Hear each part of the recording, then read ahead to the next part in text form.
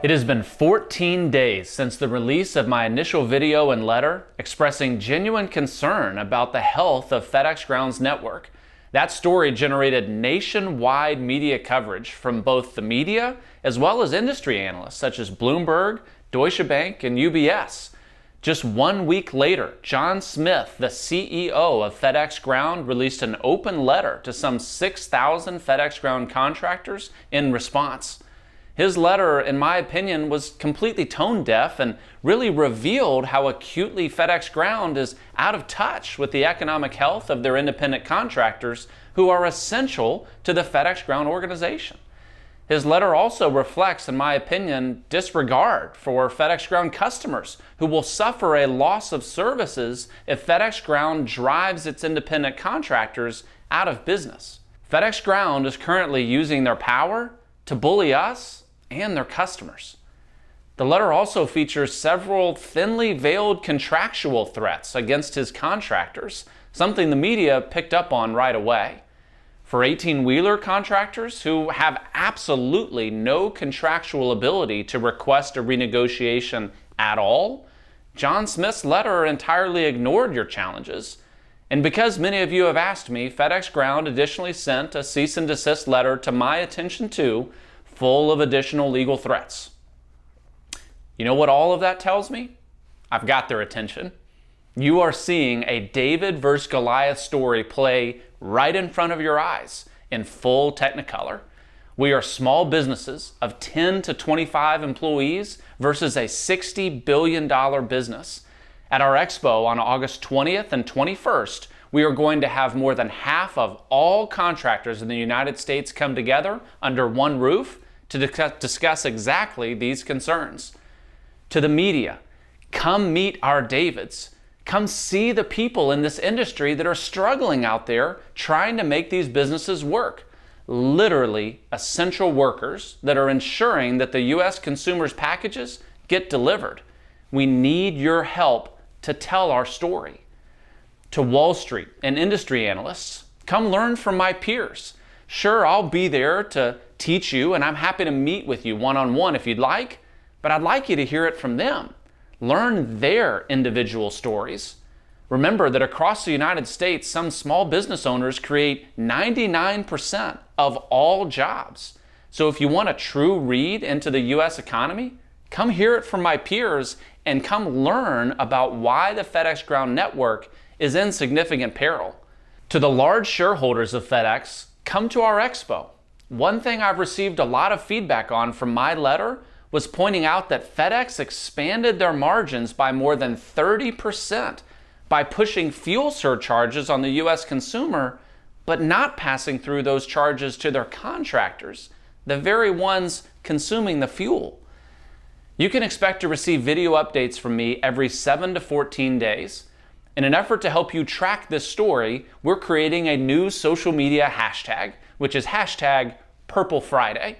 We actually came up with this in two different ways. First, FedEx Ground has a purple promise that they ensure to their customers via their contractor network. And November 25th of 2022 is Black Friday, a huge e-commerce day. So we married those two together and came up with hashtag Purple Friday. As mentioned earlier, FedEx Ground did send me a cease and desist letter that falsely accuses me of violating the antitrust laws and other misconduct. To clear up FedEx Ground's confusion, I am not calling for any uniform price increase nor uniform prices for every contractor. That would make no sense because every contractor has its own unique set of circumstances. In fact, some contractors have financial needs that far outstrip a mere 20 to 50 cents. As already detailed in my prior video, I have personally requested multiple contractual renegotiations for my own businesses with FedEx Ground, all of which have been denied. For many other contractors just like me, their stories of rejected renegotiation requests are the same. Also contrary to FedEx Ground's allegations, nothing in my letter or videos called for any group boycott of delivery services. I know what decision I will be financially forced to make for my own business on November 25th of 2022, but every contractor is going to have to make their own individual decision about what is best for his or her own business. I am calling for FedEx Ground to recognize that its independent contractors are in financial distress. In an effort to avoid disaster, I am now extending a personal invitation to John Smith to present at our annual expo on August 20th and 21st and talk about his plan. With more than half of all contractors in the nation scheduled to attend, I have to imagine that FedEx Ground would want to be present.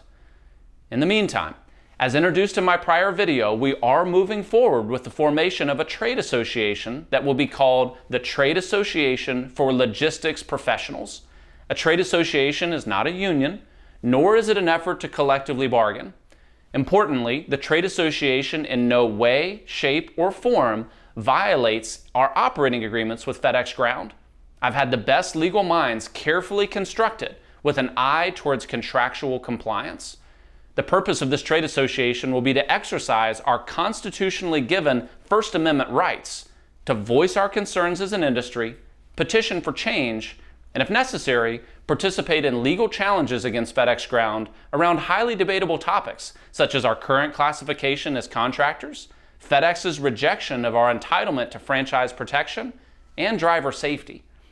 By the way, I am informed that there is a three-pronged test for franchise classification, and we have a very compelling case on all three prongs, especially in light of FedEx Ground's recent introduction of Schedule L. A shift in that classification would be a game changer for us. We will open self-nominations for the Trade Association Leadership Committee in about 10 days, and we will move forward with inviting all 6,000 contractors to vote on who will serve on that committee. Stay tuned for more details via #Purple Friday, and I'll see you at the expo.